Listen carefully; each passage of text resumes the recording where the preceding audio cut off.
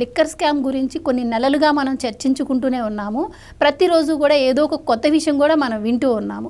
So almost చూస్తే ఇది ఏపీలో దాదాపు 50% మంది లిక్కర్ స్కామ్లో ఇరుక్కున్నట్టే అనిపిస్తుంది.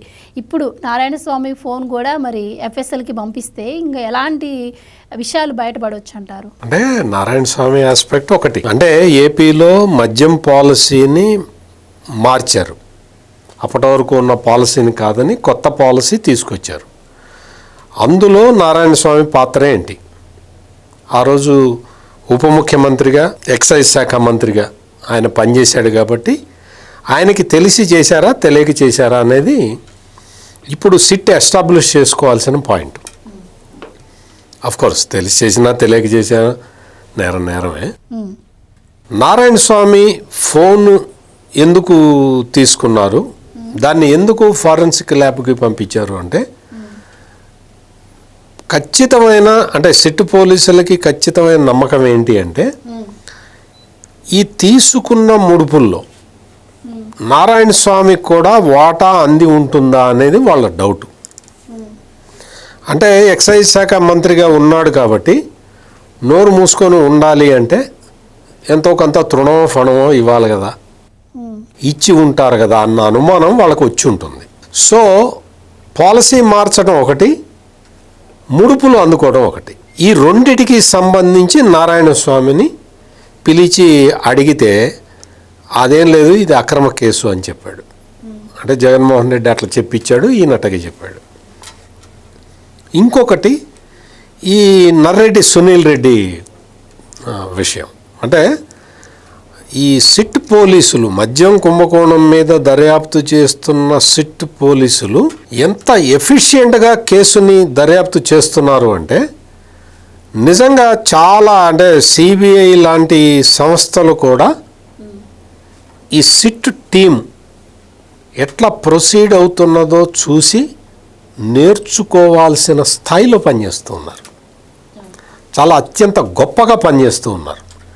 ఇంత షార్ట్ స్పాన్లో ఇది ఒక్కొక్కటి తిమింగలం, మామూలుగా సొరచేప కాదు, ఇది తిమింగలం ఒక్కొక్కటి. ఇటువంటి తిమింగలాల్ని పట్టుకుంటున్నారు, తీసుకొస్తున్నారు.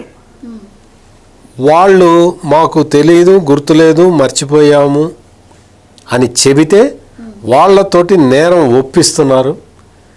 ఇన్ని రకాల కార్యక్రమాలు చేయడం అనేది మామూలు దర్యాప్తు సంస్థలు చేయలేవు. అటువంటిది సిట్, రాజశేఖర్ బాబు నేతృత్వంలో ఏర్పాటైన సిట్ అత్యంత ఎఫిషియెంట్గా చేస్తూ ఉన్నది. ఈ రోజున నర్రెడ్డి సునీల్ రెడ్డిని ఆయనకి సంబంధించిన కంపెనీల్లో సోదాలు చేయటం అనేది అది ఇంకొక అసలు మామూలు ఊహించని పరిణామం.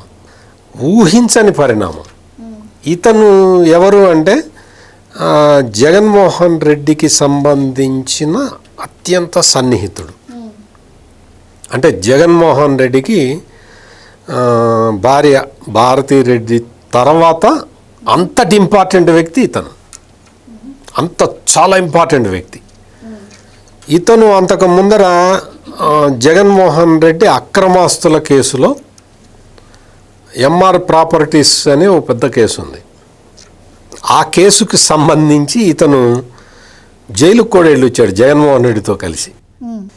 అంటే జగన్మోహన్ రెడ్డి నేరాలతో ప్రత్యక్ష సంబంధం ఉన్న వ్యక్తి. ఇతని పేరు మీద ఒక 100 కంపెనీలు ఏమో ఉండుంటాయి, అంటే 100 కాదు కానీ 25 కంపెనీలు ఉన్నాయి. ఈ 25 కంపెనీలన్నీ కూడా జగన్మోహన్ రెడ్డికి సంబంధించినవే. జగన్మోహన్ రెడ్డికి అత్యంత ఇష్టమైన సాండూర్ పవర్లోను, భారతీ సిమెంట్స్లోను, వీటన్నిటిలో ఈయన డైరెక్టరు. మరి అటువంటి వాడిని పట్టుకొని అతనికి సంబంధించిన కార్యాలయాల మీద దాడులు చేసి ఆధారాలు సేకరించారు అంటే త్వరలో కథ కంచికి చేరబోతున్నది. బిగ్ బాస్ ఎవడో బయటికి రాబోతున్నది అని అర్థం. Please subscribe to Leo news for more videos.